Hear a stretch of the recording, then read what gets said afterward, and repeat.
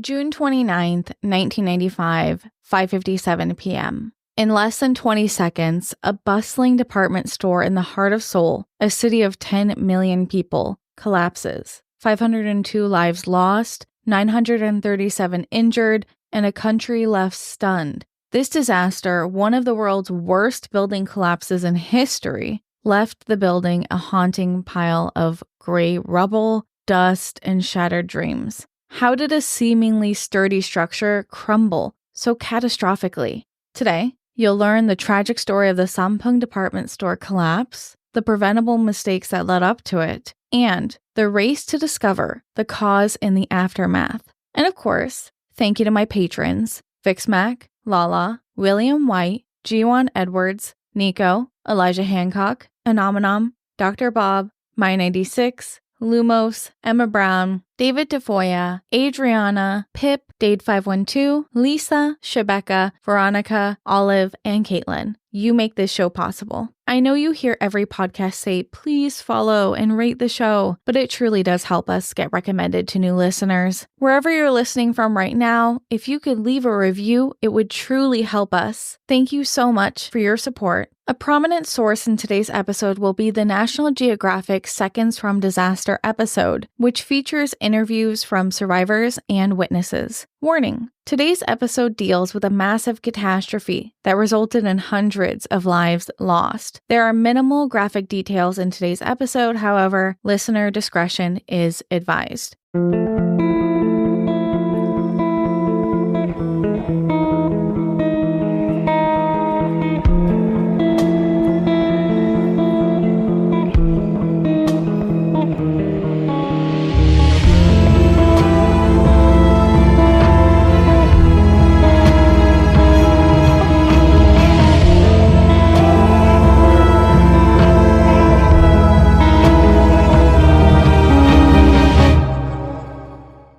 We are going back to the year 1987, when the Sampoong department store's blueprints were drawn up. Originally named Sampoong Land, this luxury shopping center was the vision of Sampoong Construction chairman Lee Jun. Located on 8 acres of land in Gangnam, an area known for its elite residents, the mall was set to be the newest spot of opulence. The mall, painted a distinctive pale pink, stood next to the Sampoong high-rise apartments and other upscale stores. After its opening in 1990, Sampoong Mall was ahead of its time. It had everything someone with expendable income could ever need or desire: fashion, decor, imported goods, a grocery store, a spa, medical clinics, and even a swimming pool. The 9-story 2-building structure featured 2 basement floors for parking and glass elevators that rose up through the center. There were 5 floors above ground and 4 basement floors. Even 5 years after opening, the mall remained a symbol of modern luxury. The 2 buildings were connected by a central area.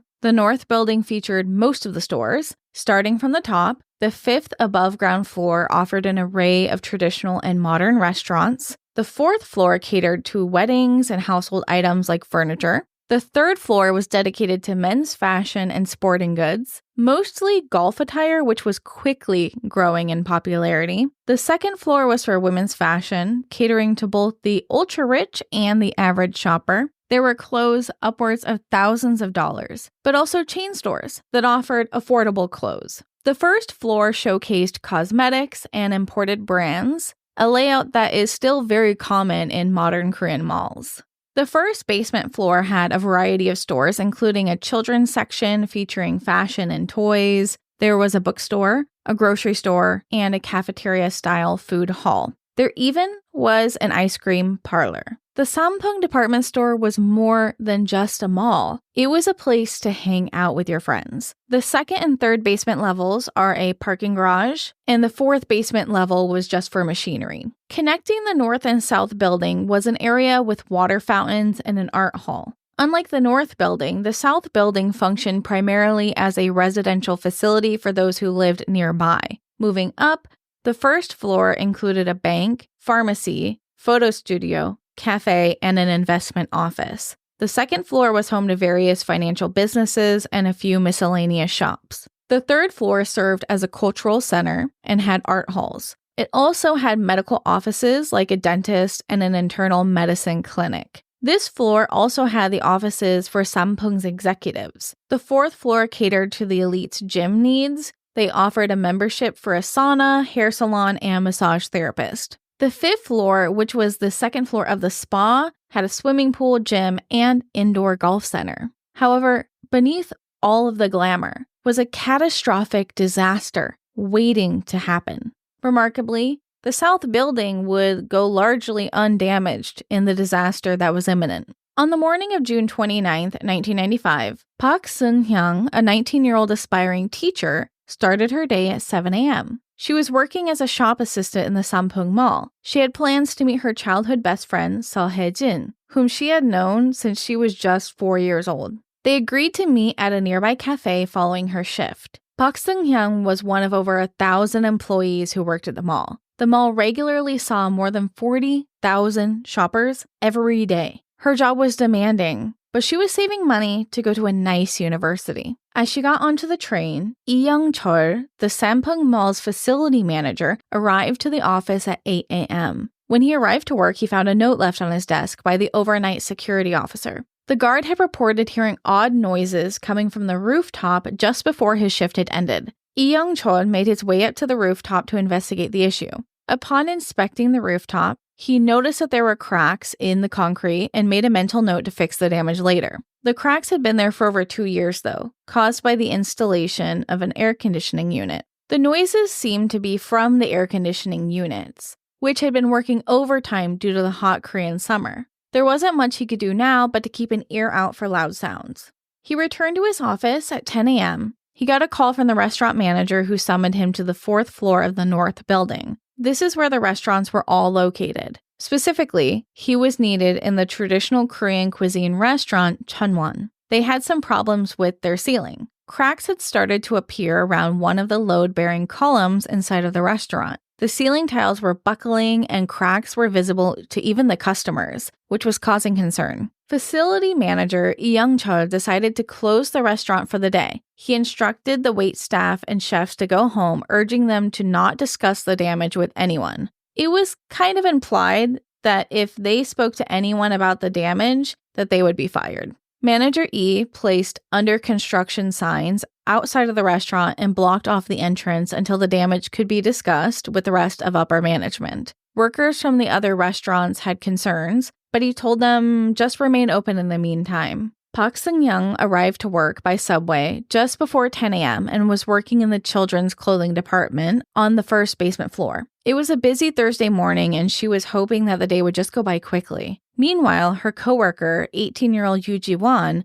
rushed in behind her a few minutes late for her shift. Yoo Ji-won worked next to her in the kitchenware department. Yoo Ji-won was often late because, frankly, she didn't like her job. She complained that it was incredibly boring and it was difficult being on her feet so often. As the day went by, closer to noon, diners in the restaurant started to hear a loud rumbling and scraping sound, like construction equipment moving around. Concerned by the sounds, they reported it to staff, who were looking around trying to locate the origin of the noise. However, the sound was echoing through the open atrium where the escalators crossed the mall's open space. At 12:30, the restaurant managers called manager Lee Young-chol to return to the 5th floor. After hearing the noises that they reported, he reassured everyone that it was simply the air conditioning units that were just being a little bit loud that day. It was nothing to worry about. Manager E returned to the rooftop to hear the noises from the source, just to double check that nothing was wrong. And after hearing the clinking sounds and feeling the strong vibrations in the ground, he decided to turn off the air conditioning units until a repair technician could come take a look. Back in his office, he used the intercom to announce to shoppers and workers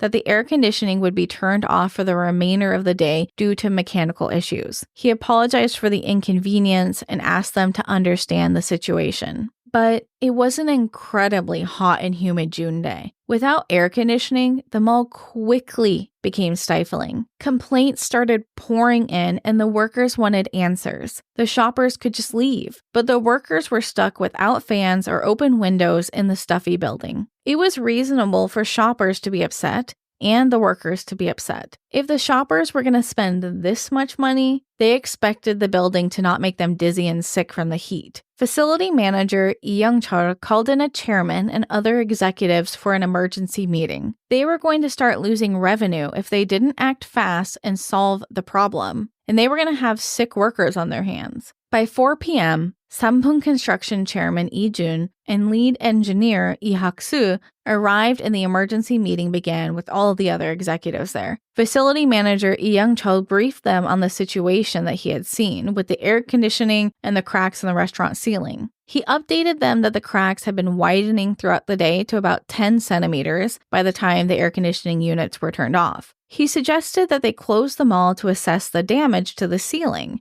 but Chairman Lee Jun was offended by this idea of losing revenue.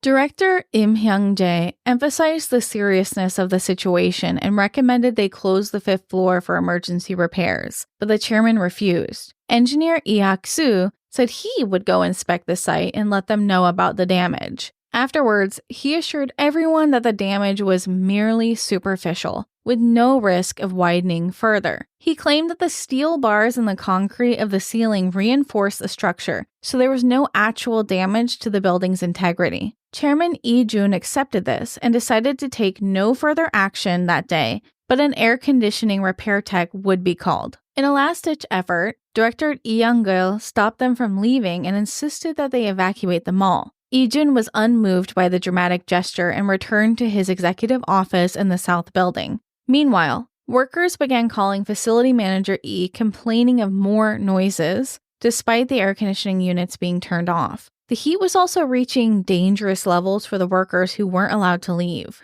Manager Lee was instructed to calm the workers and ensure them that they just had to finish their shift and the air conditioning units would be up and running the next day. He didn't tell anyone that the 5th floor ceiling was slowly separating from the columns that held it in place. Despite Chairman Lee Jun's orders, he did close off access to the entire 5th floor. His thought process was, if some debris fell from the cracks, it could lead to a major lawsuit. But little did he know what would happen next. If the chairman had concluded that meeting by listening to his facility manager and 2 operational directors, every single person would have survived that day. Director Im Hyun-jae, who tried to convince Lee Jun to take the situation seriously, returned to his office in the South Building, and despite knowing about the possible danger, continued to perform his job. He confirmed to his team that they were going to go ahead with an announcement that would directly add to the death toll. They were announcing that a pre-sale would begin on the 1st floor,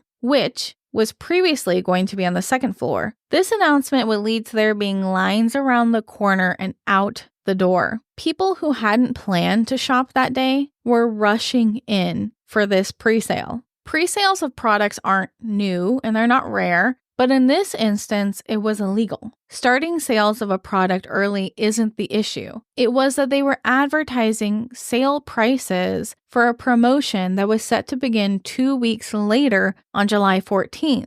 This promotion was that people could run their credit cards for the items, but they wouldn't be charged until July 14th when the sale began. This deal brought in about 30% more customers than the mall typically saw. In anticipation for this sale, they had even brought in temp employees to deal with the expected influx of customers. At 5:40 p.m., a loud bang reverberates from the 5th floor, followed by an aftershock that shakes the entire building. Shoppers on the 4th floor are startled, but nobody knows what has happened. The people in the basement levels, including Yoo Ji-won and Park Seung-hyung, remain unaware of the danger. More than 1,500 people are continuing to shop, oblivious to the impending disaster. On the 4th floor, workers are now convinced something is seriously wrong, and they begin to argue with manager Lee Young-chul, causing a huge scene. The unsettling noise from the 5th floor continues as the mall's temperature climbs above 90 degrees Fahrenheit,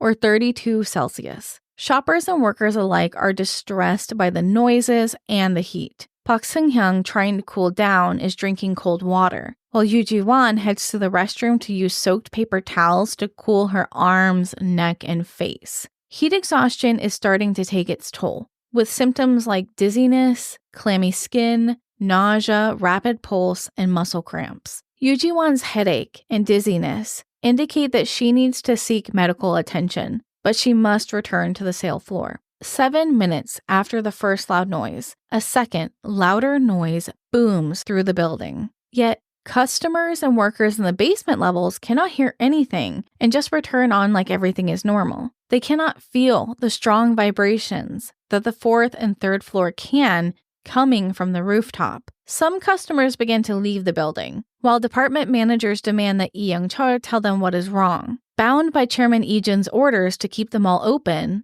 his hands are tied, so he made the choices that he thought were right. At 5:52 p.m., a shockwave shakes the entire department store, reaching the basement this time. A tremor as strong as an earthquake. An employee set off the alarms, which could be heard throughout the entire store, alerting customers to head to an emergency exit. Panic ensues as everyone rushes for the exits. Some people, ill-advisedly, taking escalators and elevators. In the basement levels, Yoo Ji-won and Park Seung-hyung feel the ground shake as the top floor begins to crumble. Suddenly, a deafeningly loud crack shoots through the building as the roof of the 5th floor collapses, bringing the entire structure down into the basements in less than 20 seconds. The once luxurious mall is reduced to a massive pile of rubble, with only the wall adjoining to the south building and the northern wall standing around a sinkhole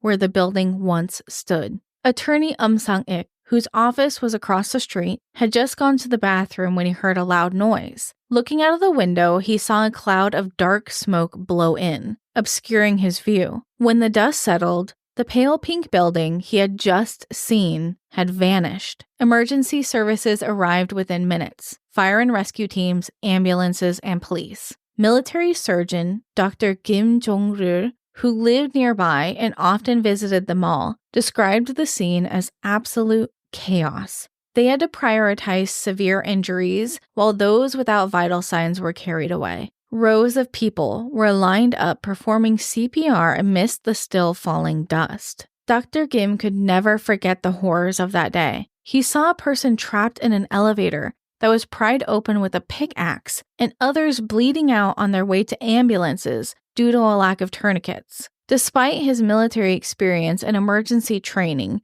nothing prepared him for the fear and devastation that he witnessed. They recovered limbs and crushed remains, and Dr. Kim felt overwhelmed by his inability to save more lives, despite him doing everything he could. In a moment of respite, he remembered that his wife often shopped at the mall around 6 p.m. every day for their dinner, which meant she might have been in the mall when it collapsed. Panic gripped him as he tried to call her, but the high volume of calls had disrupted telephone service in the area. He wasn't able to reach his family. Despite his fear, Dr. Kim continued working through the night, only resting when another doctor came to relieve him. When he was able to rush home, he found his family safe, watching the news. Dr. Kim returned to help people around the clock, sleeping in ambulances and cars whenever possible. He realized the extent of his exhaustion only when he could finally rest. His feet were aching, his back was in severe pain, and his entire body felt like it was locked up.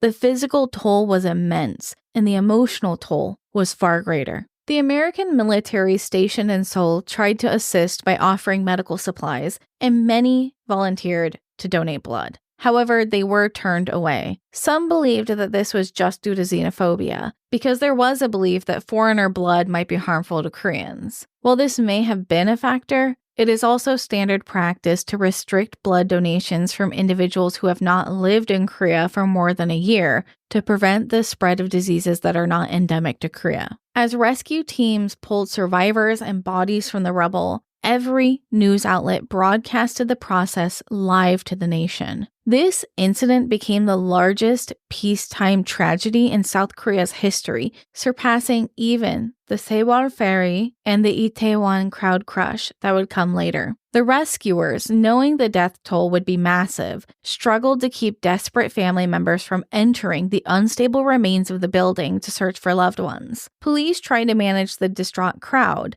but with so many people's safety unknown, controlling the scene was nearly impossible. Amongst those grieving was Seo Hye-jin, who was supposed to meet Park Seung-hyung after her shift. Overwhelmed by despair, Seo Hye-jin threw herself at the edge of the rubble, digging through the concrete in a desperate attempt to find her best friend. She later recalled that her body acted on its own, driven by a pain too immense to simply stand by. Beneath the ruins, 35 feet below ground in a claustrophobic space, Yoo Ji-won lay half-crushed by concrete with a severe head injury. Remarkably, she was still alive. She recalls touching her head and feeling her finger push into her skull, just above her forehead. As she checked her body for more injuries, she discovered a piece of intestine was out of her body. Staying still, she hoped to increase her chances of survival. Adrenaline coursing through her body numbed the pain, possibly keeping her alive and conscious. She could hear the heavy machinery brought in to cut away metal beams,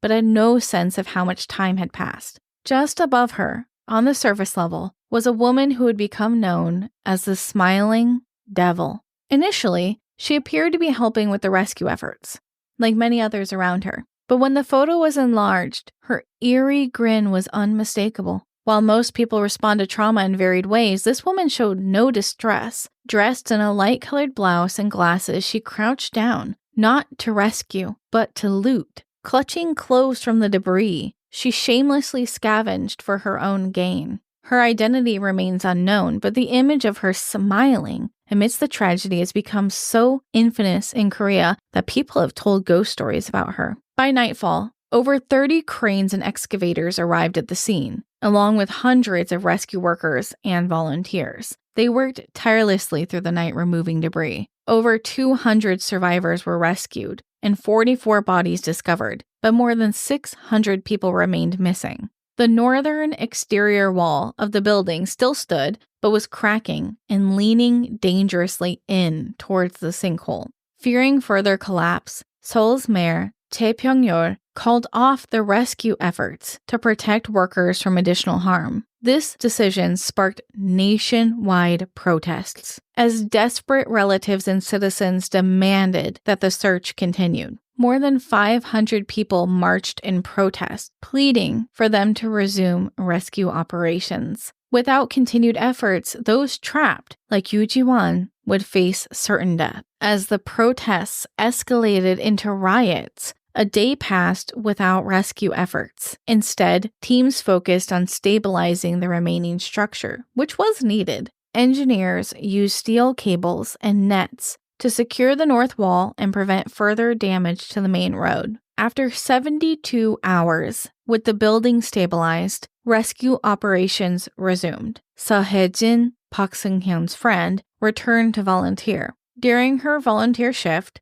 she saw a photo of a ring among the recovered items. They had posted pictures on a wall for families to come and identify the things found on the bodies. Recognizing it as Park Seung-hyung's ring, her heart stopped. She collapsed in tears, fearing the worst. She identified the ring, but the decapitated body it was found on was not Park Seung-hyung. Seo clung to hope that her friend was still alive. Meanwhile, the death toll climbed to 107 as cranes continued lifting massive slabs of concrete from the basement floors. Trapped beneath the rubble, Yoo Ji-won found herself in a space barely larger than a coffin. She contemplated using a kitchen knife that she had found nearby to end her suffering, and thankfully she decided against it, thinking of her loved ones. Hearing distant shouts, she held out hope for rescue. On the third day, with temperatures rising, dehydration became a critical concern for the survivors.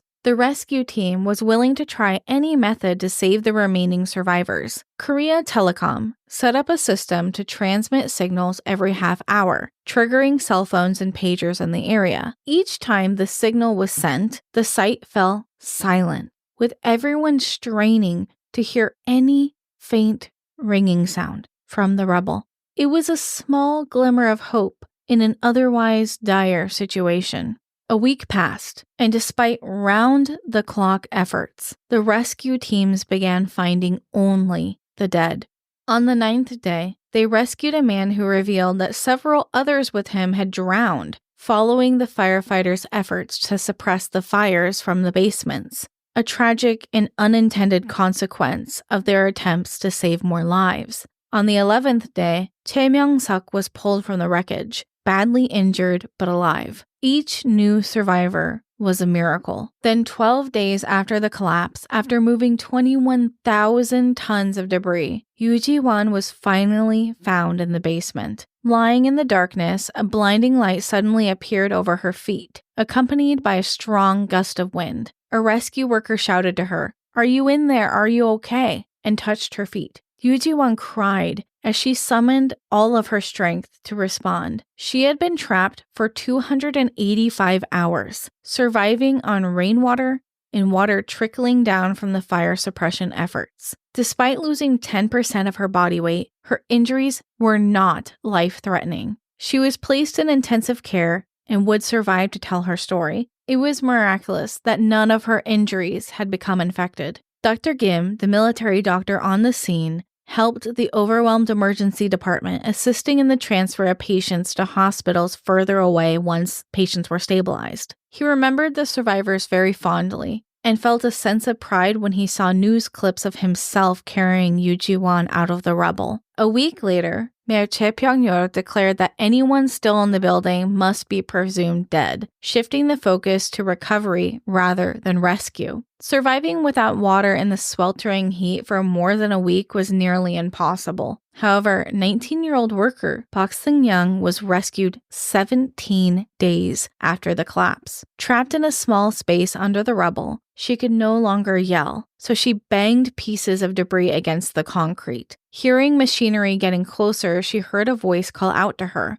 asking if anyone was still alive. Park had been trapped for 377 hours, surviving in complete darkness with only trickling water to keep her hydrated. When she was carried out, everyone thought it was a miracle she was unharmed. Her eyes were covered to protect them from the light that she hadn't seen in days. At the hospital, it was found that she had no major injuries beyond a small scratch on her leg. Her first words were, "I'm thirsty," and asked what the date was. Her nurse, Nurse Iyumi, told her it was July 16th. Park sighed, realizing just how many days had passed. During her hospitalization, Park's eyes had to be gradually reintroduced to light to avoid damaging her retinas. Seo Hae-jin, who had refused to give up hope, was overjoyed to be reunited with her best friend. Despite everyone telling her to accept that Park was dead, Seo had held out hope, feeling in her heart that her best friend was still alive.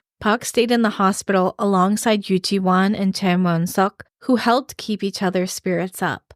After weeks in intensive care, Park Seung-hyung walked out of the hospital without any lasting physical injuries. She expressed deep gratitude to Seo Hae-jin, who never left her side, telling reporters how much she truly loved her friend. In a happy twist, Chae Myung-suk remained friends with Park Seung-hyung and Yoo Ji-won and eventually married one of Park's friends, starting a family of his own. As recovery efforts came to a close, 937 people were found alive but injured, many having escaped the building just as it collapsed. Tragically, 502 people were confirmed dead. 489 were Korean nationals. Amongst the rest were 5 people from Australia, 3 from South Africa, 3 from Canada, and 1 person each from Brazil, China, Japan, Thailand, and the United States. Nationwide protests erupted. How could a concrete building, only 6 years old, collapse so suddenly without any warning?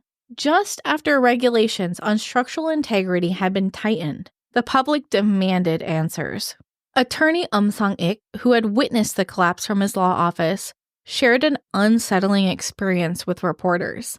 His account was one of many of strange sightings near the now-destroyed Sampoong Mall. Sang-ik often worked late and found an eerie discomfort looking out the window towards the site where so many people had died.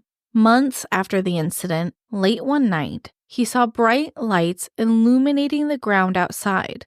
Initially thinking it was just a vigil, he peered outside, but then he panicked when he realized what he was really seeing. He described feeling a shiver go down his spine, convinced that he was witnessing the ghosts of the disaster victims. Hundreds of small glowing orbs were floating around the ruins, casting a faint glow over the area a sight that would terrify anyone.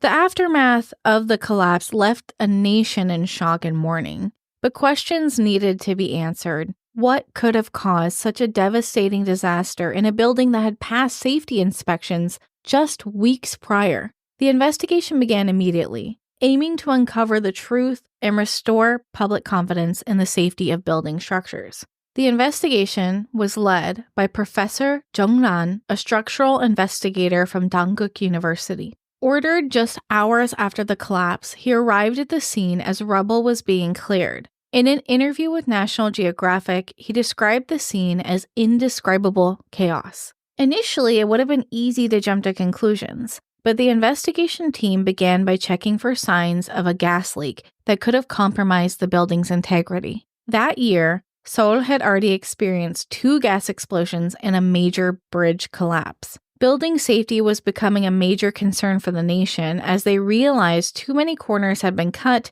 when rapidly industrializing their country from landfills and trash dumps to shopping malls and high-rise apartments. Public outcry for stricter safety standards had prompted the government to implement rigorous inspections for all public buildings. Notably, Sampoong Mall had passed its safety inspection just weeks before the collapse. Upon his arrival, Professor Jung was 80 to 90% sure that a gas explosion had been the cause. His team searched for the telltale signs: fire. However, the fire they found was originating from the cars in the basement levels, not from the upper parts of the building where the gas pipes were. The more frightening possibility was that this could have been a terrorist attack. South Korea had experienced a North Korean terrorist bombing in 1983 that killed 136 people. If bombs had been placed near load-bearing columns, it could have caused the collapse. Survivors reported hearing explosions as they escaped. However, when comparing the debris pattern to that of similar terrorist attacks, differences were very clear. Explosions, whether from gas or bombs, typically push debris outward from their origin point. In this case, the debris had fallen straight down, which ruled out a bombing or major explosion. The collapse pointed to a major structural failure. Professor Jung-nan concluded that there must have been a design flaw or a construction mistake. The urgency to determine the exact cause was paramount, as the public demanded answers. If a structural issue was confirmed, it could erode trust in all large buildings across the nation. This could trigger widespread fear, considering the many high-rise apartments housing a significant portion of the population. Investigators meticulously studied the building's design plans to pinpoint the problem and identify who was at fault. They needed to determine whether this was an unpredictable disaster or a preventable tragedy, with significant implications for the country's future building practices and public safety. The architectural drawings revealed that Sampoong Mall had been designed using a method called flat slab construction. This technique is an economical way to build multi-story structures without horizontal beams. Instead, floors are essentially large rectangular slabs of concrete supported by columns. While not uncommon, flat slab construction is known to have issues in earthquake-prone areas like Korea. Its primary advantage is the speed of construction, allowing for lower floor-to-ceiling heights and the freedom to design varied room sizes, which is ideal for a shopping mall with very diverse space. However, flat slab buildings are vulnerable to lateral stress from earthquakes, seismic activity, or even very strong winds. Excessive stress can cause the columns to fail, leading to a catastrophic collapse like this. The cracks that formed around the fifth-floor columns in the restaurant were a sign of the concrete slab separating from the column, threatening the entire slab's integrity, something the engineer would have known. Proper flat slab construction includes L-shaped rebar to act as a braking mechanism in the event of a collapse, which potentially prevents injuries by allowing time for evacuation and repairs. This is what the in-house engineer was referring to when he said that they had built the mall with the braking system that would prevent the rooftop from collapsing, although this fail-safe mechanism was not properly constructed either. In the Sampoong Mall's plans, it initially appeared that the engineering was sound. The columns were designed with 80 centimeters in diameter, with 16 steel reinforcement bars embedded in the slabs to prevent them from warping. The calculations for structural safety seemed to be followed. Yet, despite the precautions, this disaster occurred. Professor Jungnan couldn't find design flaws in the plans provided, which suggested the building should have withstood the weight of the concrete slabs. However, a critical piece was missing: the engineer's notes that detailed the concrete thickness and all associated calculations. Professor Jung suspected the omission was on purpose. When the Sampoong chairman Lee Jun delayed in providing the complete plans, it confirmed his worst fears. The final plans showed significant discrepancies from the original designs. The columns had been reduced from 80 centimeters to 60 centimeters in diameter. This reduction concentrated the weight on smaller points, much like a person walking on ice. Spreading your weight out prevents breaking through the ice. But if you walk on your tippy toes and concentrate all that weight in one spot, it can cause a collapse. These missing 20 centimeters in diameter made a huge difference, severely compromising the building's structural integrity. The changes undermined the safety of the concrete slabs, leading to this, one of the worst building collapses in history. Professor Jungnan meticulously sifted through the debris, attempting to reconstruct the building's skeleton. Like a forensic anthropologist, he needed to understand the original structure. During the process, an engineer on the team noted something unusual. The steel reinforcing bars embedded in the concrete were placed incorrectly. These bars, essential to the strength of the building, should have been 10 centimeters from the top, but were only 5 centimeters from the top, reducing the strength by more than 20%. Moreover, only half of the required bars were found. The plans showed 16 bars, but there were only 8. This would halve the strength of the concrete again. Compounding on these errors, the building's fire safety measures had also inadvertently made it more dangerous. Fire shutters designed to contain fires in the building had been installed improperly. At the base of a pillar, an inlet had been cut to fit the escalator, weakening the structure significantly. These accumulated mistakes still didn't fully explain the collapse. The building had stood for years, so what triggered the sudden collapse? Professor Junglan's suspicions turned to the chairman and Sampoong's management, all present and surviving the collapse that day in the South Building. With the final plans being signed off by the chairman, architect, engineer, executives, they had enough evidence for arrests.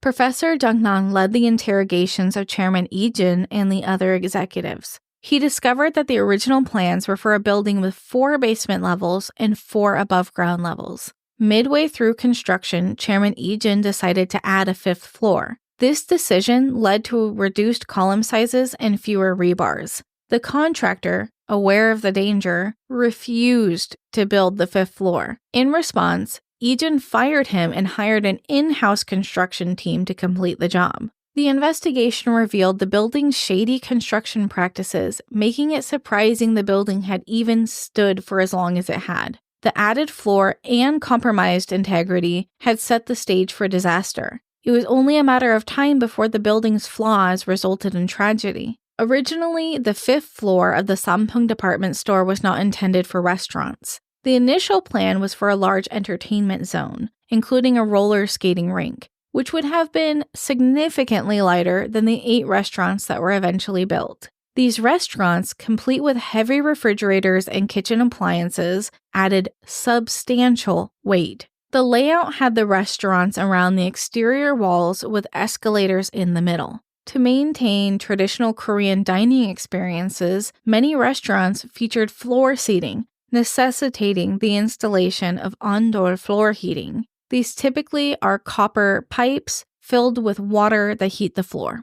This required making the concrete slab on the 5th floor thicker, but the rebar placement, amount, and column diameter were not adjusted to accommodate the extra weight. Additionally, another project brought on the building's collapse. In January 1994, a bookstore was installed on the 2nd floor. Korean books, which are treated with stone to make the pages extra white, are a little bit heavier than traditional books. Alongside the heavy bookshelves, all of this weighed approximately 750 kilograms, were 1,650 pounds. Although the bookstore was moved to the first basement level in March 1995, the damage had already been done. Cracks and weakening in the concrete were visible by the time the heavy shelves were relocated. Modern department stores typically place bookstores on lower floors, or, if on higher floors, reinforce structures to accommodate the weight, as seen in Gyobo in Sentam City, which is on the 7th floor. Signs of structural damage began appearing in April of 1995,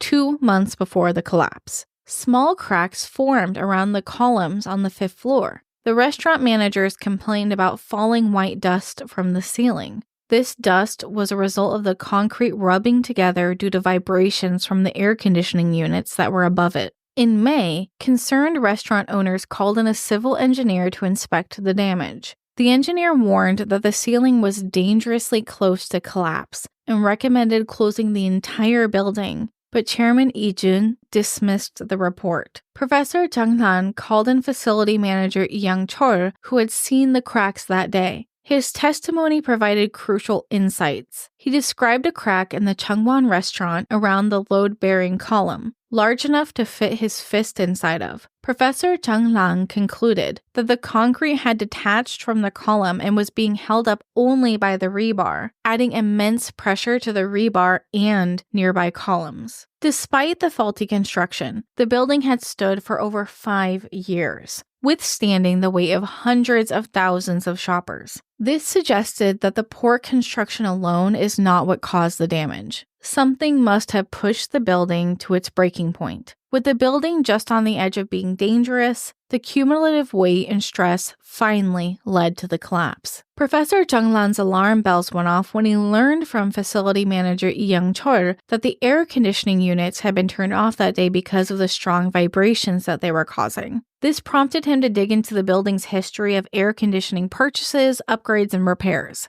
His investigation revealed a critical change made 2 years earlier: the relocation of 3 large air conditioning units from the rooftop. Typically, the noise from air conditioners would blend into the city's ambient noise, but the neighboring luxury apartments demanded peace and quiet. To appease these high-paying residents, the units were dragged to the opposite side of the roof, creating cracks in the concrete. Facility manager Lee Young-chol had documented these cracks and reported them to higher management. The photos, now part of the investigation, showed the damage left behind. These air conditioning units weighed over 15 tons each, and when filled with water, together totaled 87 tons, more than 4 times what the concrete was designed to support. The new location was not properly supported by the columns, destabilizing the entire rooftop. Though the units had been in place for 2 years, their relocation likely initiated a shift in the building's weight distribution, bringing it dangerously close to that breaking point. On the day of collapse, the air conditioning units were shut off due to the noise and the vibrations. Shoppers had complained about it being loud. Shoppers had complained about the loud noises reverberating through the building. This wasn't typical. While the units often caused minor vibrations, that day, the vibrations were much stronger. There was something wrong with the air conditioning units. Every time the units would kick on, the vibrations would just get stronger, creating micro cracks in the concrete connecting the columns. The restaurant's column directly below the air conditioning units bore the brunt of these vibrations. As the cracks widened, the structure weakened. By the time the air conditioners were turned off, it was too late. The columns were failing under the weight they could no longer support. Within the next hour, the cracks widened by 10 centimeters or 4 more inches. A massive boom echoed through the building, and in less than 20 seconds, the entire structure was raised. Professor Jung Lang concluded that the collapse resulted from a combination of poor decision-making by the chairman, architect, engineer, and executives. The ultimate cause of the collapse was negligence and capitalistic greed. The investigation revealed a web of corruption and greed involving dozens of public officials complicit in Sampoong's negligence. It was uncovered that many officials responsible for building safety had accepted bribes, not only from Sampoong, but from other companies nationwide. These bribes allowed unsafe buildings to pass inspections. The investigation found that 1 in every 7 high-rise structures failed to meet even the most basic of safety standards. 4 out of 5 required major repairs to comply with regulations. This affected 98% of all buildings in South Korea. Only 1 in 50 buildings were considered safe. On December 27, 1995, after months of public demonstrations, Chairman Lee Jun of Sampoong was sentenced to 10.5 years in prison for criminal negligence. The prosecution had requested a 20-year sentence, but the judge showed leniency. Lee Jun appealed, and his sentence was reduced to 7.5 years, which he ended up serving and was released in April of 2003. Following his release, his diabetes and high blood pressure worsened, leading to immediate hospitalization. He passed away in October 2003 from complications relating to his illnesses, dying in poverty with nothing to his name. His only family member who spoke out publicly against him was his daughter-in-law, Chu Young-young, a survivor of the collapse. Trapped under concrete for 14 hours, she was 45 at the time and owned the ice cream parlor on the first basement floor. Chu Young-young's husband, Lee Jun's eldest son, had died in a construction accident in the Middle East at the age of 27. After her husband's death, Lee Jun took care of her and his grandson, giving her a part of his business, the ice cream parlor. She lost her husband to a construction accident and nearly lost her own life to another. Even while receiving treatment for her injuries, she constantly checked on the rescued employees and apologized for her late husband's family. She distanced herself from her in-laws following the incident, avoiding any interviews. The media sympathized with her, though, recognizing her lack of involvement. I just want to put it into perspective. Lee Jun received 90 months in prison for the death of 502 people. That translates to roughly 5 days in prison for each person he killed. Do you think that's enough time? In the days following the disaster, Lee Jun was exposed as a remorseless and greedy man. During media interviews, he was quoted saying, "If an accident occurs, what can we do? If it collapses, it not only harms people, but it also ruins the company." He tried to imply that he had no reason to purposefully cause the building to collapse. No one was accusing him of intentionally causing the disaster. It was his disregard of the looming disaster he knew about that caused it. Instead, he was blamed for making repeated, dangerous choices that ultimately led to the deaths of 502 people. Lee Jun continued to insist that he did nothing wrong, claiming he personally checked every bolt during the construction for safety. This delusion persisted despite evidence that he had been warned by even the other executives about the building's potential to collapse. Ironically, despite his willingness to cut corners on construction, Lee Jun was a firm believer in feng shui. He often rearranged the furniture in his office to relieve stress or burdens, a common superstition among Korean businessmen at the time. He cared so deeply about his own life and comfort, but showed very little regard for the safety of others. Lee Jun's son, Lee Han-sang, who acted as CEO of Sampoong, was also tried and sentenced to 7 years for accidental homicide and corruption. He was released in 2002 and now lives in Mongolia, working as a monk. City official Lee Chung-woo received 3-year sentence for bribery, having allowed the building to falsely pass safety inspections. The former chief administrator of the district, who accepted bribes from Lee Jun during the building's construction, was sentenced to 10 years. Over 20 others were jailed for their complicity in the disaster. Rumors circulated that the executives knew the building would collapse and had escaped without warning anyone else. But in reality, they were just in the south building where their offices were located. The south building did not collapse but was later demolished. This detail wasn't clarified until 2020 when they revisited the incident. Despite these details, the fact remains that the decisions made by Chairman Lee Jun directly caused the deaths of 502 people. His cost-cutting measures and disregard for safety in the building's design were the primary cause of the collapse. Throughout the investigation, it became horrifyingly clear that the Sampoong department store had employed every deceitful tactic to bring their mall to life. Sampoong ruthlessly dismissed any construction company that refused to build their illegal structure and showered bribes on government officials to ensure their dangerous practices went unnoticed. These bribes smoothed the way for unlawful addition of the 5th floor, the opening of the bookstore on the second floor, and the construction of the restaurants. Another bribe was handed over when they needed to hoist the air conditioning units to the rooftop, something that they were warned not to do. It was so dangerous that Chairman Lee Jun himself had to operate the crane because no one on the construction crew would do it.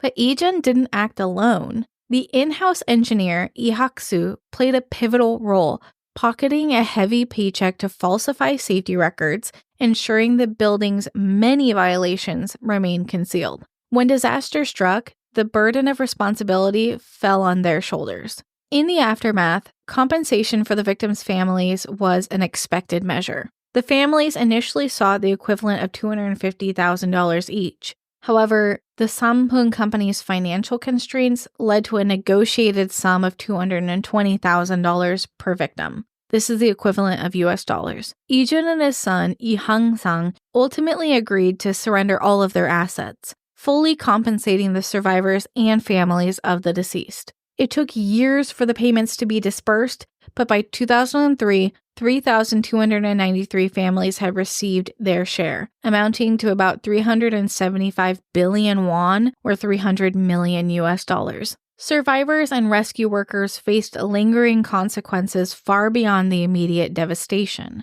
The collapse had kicked up a toxic dust cloud, thick with asbestos, similar to the health crisis faced by first responders and survivors of the September 11th terrorist attack in the United States. The hazardous material, commonplace in construction until 2009, wreaked havoc on respiratory systems, causing long-term health issues. The district's skies turned an eerie yellow within an hour. Among the dead, 396 were women and 106 were men, including the children. The imbalance in the fatalities reflected the demographic of the shoppers, primarily housewives and children. One heart-wrenching account tells of a father who arrived to find his wife and 3 children perished in the rubble. The official death toll failed to capture the subsequent deaths caused by asbestos-related illnesses and the suicides that followed in the wake of the catastrophe. The Sampoong Mall met its final demise in the months following the collapse, when it was finally demolished. For 5 years, the lot remained vacant,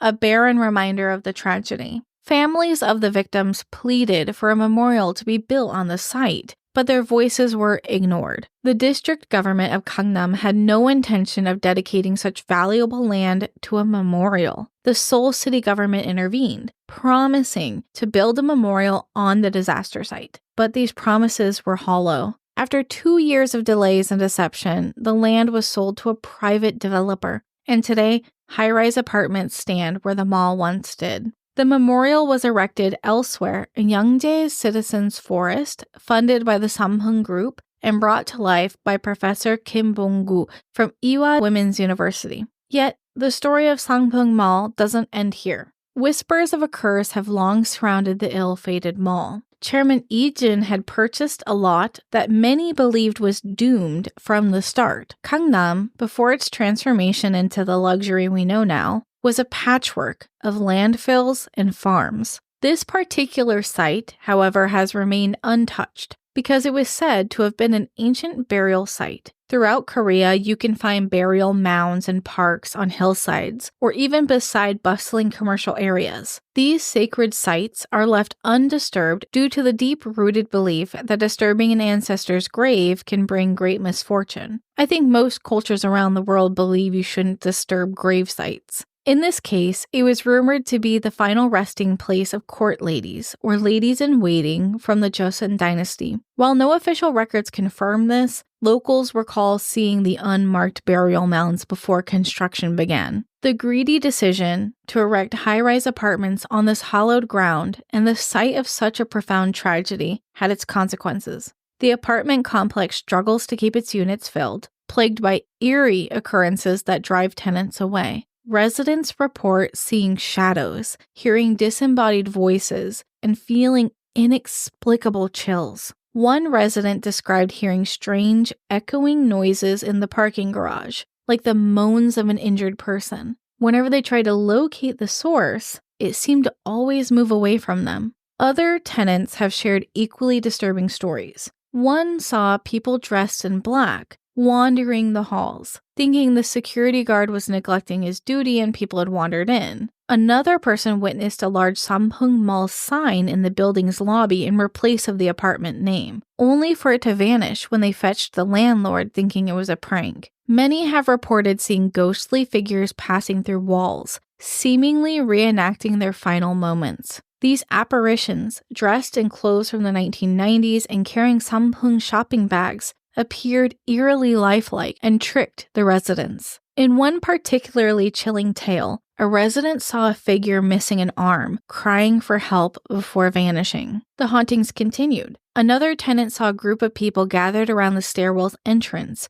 with blue paper shopping bags with 3 white circles, a logo he didn't recognize. When he followed the people into the stairwell, there was no one. He returned home and told his wife about the strange occurrence. His wife identified the logo of that of the Sampoong Mall. An image search confirmed it. He didn't have any explanation for what he saw that day. Whether these sightings are restless spirits of the victims, dark tourists with a morbid fascination to prank people, or something else entirely, many of these stories from those who live in or visit the building echo each other. People often report seeing individuals dressed in outdated clothing in the elevator, only to find that as they try to peek a glance at the person next to them, there's no one there. As with most ghost stories, it's kind of up to you to decide whether or not you believe. These tales, however, offer fascinating insights into the superstitions and lingering traumas of those deeply affected by the disaster. Just as the Hassan killer inspired stories of a monster preying on women in red, our fears are often reflections of our reality.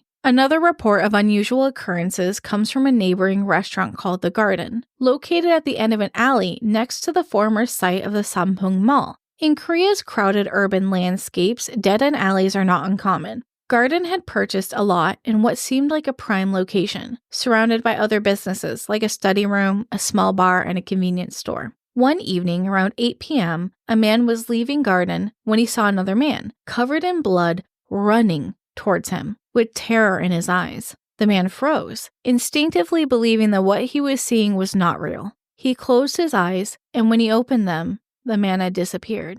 Interestingly, ghost stories linked to the Sampoong disaster didn't start only after the collapse. Some survivors claim that strange occurrences happened beforehand. An elderly woman living in the nearby apartments, who had previously complained about the noise from the air conditioners, had seen something strange near the mall. She refused to shop at that mall because at night, the rooftop seemed shrouded in an unnaturally dark aura. Whenever she looked out and saw the Sampoong Mall, she got a gut feeling that something was wrong. She felt in her heart that grim reapers, known in Korea as Jeonsung Saja, were gathering there. These beings, whose name translates to messenger of the afterlife, are not evil in folklore. Instead, they guide the dead to the afterlife and help resolve any unresolved issues. They are often depicted as male, female, or genderless figures wearing black hanbok, pale skin, black lips, and narrow eyes. However, this description is quite modern, as the original Grim Reaper folklore was more influenced by Buddhism and had a more whimsical depiction. As someone who has night terrors and experiences sleepwalking, I sometimes too see shadow people in the corner of my room or in my backyard. I would consider myself a skeptic, but these fears are a representation of something real. On the day of the collapse, just a half hour before it happened, a woman was in the basement grocery store buying baked goods, amongst other items. As she waited in line to check out, she rummaged through her purse for her wallet. It had fallen to the bottom. When the cashier called her up, she realized her wallet was missing all of its cards and cash. Apologizing profusely, she has to tell the cashier that she's missing all of her money. She believes that she has been robbed. The woman rushed out to report her card stolen, embarrassed and panicking. As soon as she reached the sidewalk, a loud boom startled her as wind pushed her forward. She turned around to see the building gone, just feet from where she had stood. Later, after speaking to police and receiving care for minor scrapes, she went home in shock. Still in disbelief, she remembered her stolen cards and checked again, only to find her cards and cash were in their proper place, as if they had never been missing. A lot of people doubt the story, thinking it may have been misconstrued. But regardless of the details, the woman was incredibly lucky to be alive. These stories, real or not, continue to haunt those who experienced the tragedy and those who lived in its shadow. The most well-known story, and the one that sends goosebumps through my body, is the story of a mother and her child who survived the collapse of the Sampoong department store. Their story is rooted in a chilling encounter that they had.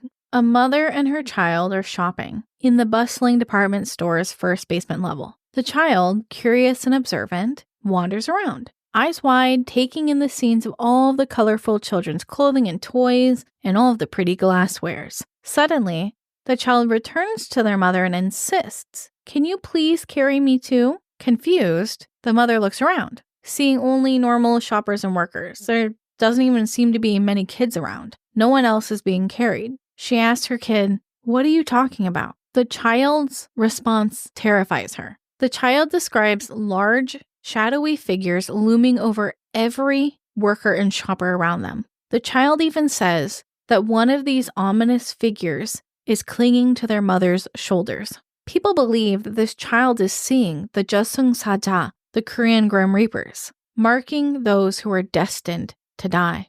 But through the innocent eyes of a child, these figures seem merely like people being carried. The child shouts for the shadowed man to get off of his mother's shoulders. The mother, trying to calm her child, hushes them and quickly makes her purchases. They leave the store in a hurry, get into their car, and drive away. Upon arriving home, as she unpacks her bags, the mother sees the news. The Sampoong Mall has collapsed. This story, whether true or urban legend, reflects the profound trauma experienced by the people living in Gangnam. During my time as a teaching assistant in a course titled Nightmares in Red, White, and Blue, the course explored how American horror films reflect societal fears. This concept of horror being rooted in our fears extends to all cultures and artistic mediums. Ghosts, in particular, serve as a meaning to express and process personal and collective trauma. These scary stories allow us to confront survivor's guilt and the fear of past events in a more manageable form. Telling a ghost story is a way to give shape to our fears.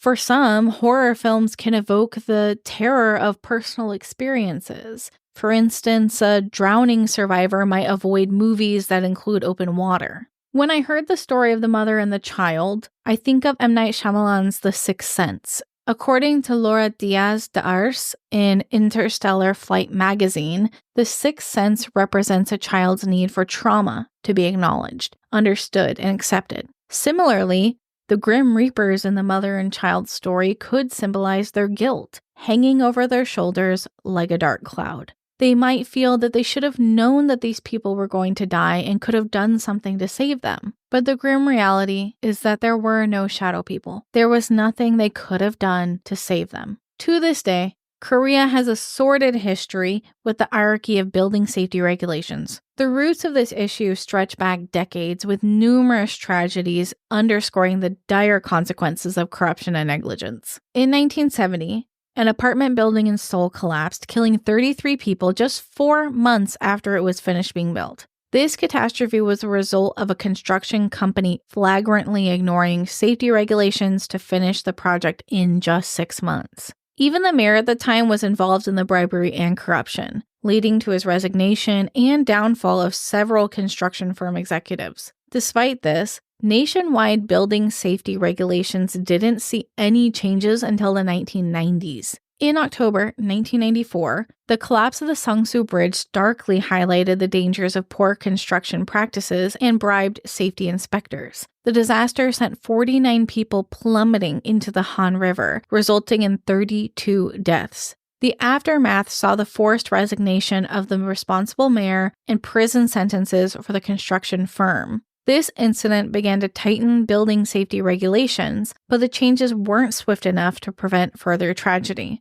In 1998, a fire at a youth camp killed 19 kindergartners and 4 adults. They died from toxic gas emitted from polystyrene insulation. The following year, a fire in a basement bar, which illegally was serving alcohol to teenagers, killed 56 people. The bar had no fire exits, and the tragedy was sparked by a lighter igniting vapors from paint thinner cans that were stored in the basement. The pattern continued with a 2008 warehouse fire that killed 30 workers due to the polyurethane insulation catching fire. In 2014, a bus terminal fire in Seoul killed 9 people because the fire exits were not up to code. In 2017, a gym fire caused by an electrical outlet igniting the polystyrene insulation killed 29 people. The building's illegal parking situation prevented fire engines from accessing the building, and the fire alarms and sprinklers were non-functional. A woman trapped inside made a heartbreaking call to her husband,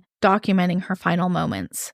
Later in 2017, a hospital fire claimed 41 lives. Most of these victims were immobile or elderly people who died from inhaling toxic fumes from the burning polyurethane insulation. The fire sprinklers were disconnected, which could have prevented all of the deaths. Then, a few months later, another fire killed 9 workers in an electrical factory due to non-functional fire sprinklers. Although nationwide safety regulations were updated, significant gaps remained, particularly in older buildings. Even in 2020, building safety concerns persisted. A fire at a cold storage warehouse during construction highlighted ongoing issues. The fire began with a spark which ignited the flammable polyurethane foam insulation. Alongside poor safety management, the fire consumed the warehouse quickly, trapping 38 workers underground. The toxic smoke left them disoriented and unable to escape. Despite President Moon Jae-in's promises to end such catastrophic fires, the cycle of bribery and disregarded safety regulations continued. This grim history shows the persistent problem of corruption within South Korea's building safety, which shows that there is an urgent need for strict enforcement of safety standards. Thank you for listening to today's episode. To grow Korean True Crime, I'm looking to increase the amount of reviews that my listeners leave on streaming platforms. Wherever you listen, whether it is a star rating, whether it is a written rating, it does help recommend the podcast to new listeners. If you're still here, thank you so much. 다음에 또 봐요. See you next time.